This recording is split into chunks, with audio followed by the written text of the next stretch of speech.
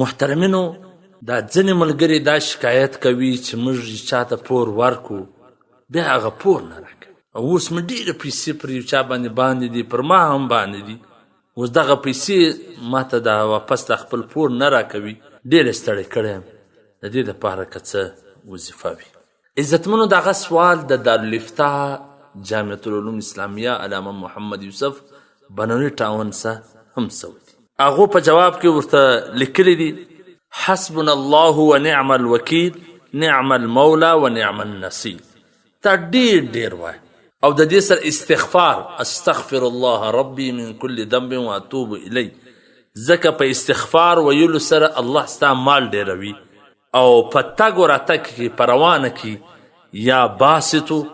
دا د الله نوم دی د دغه نامه ډېر ذکر کوه نو انشاءالله تعالی الله به هغو ته توفیق ورکړي په زړه کې به یې ور واچوي ستا پور به در ادا کړي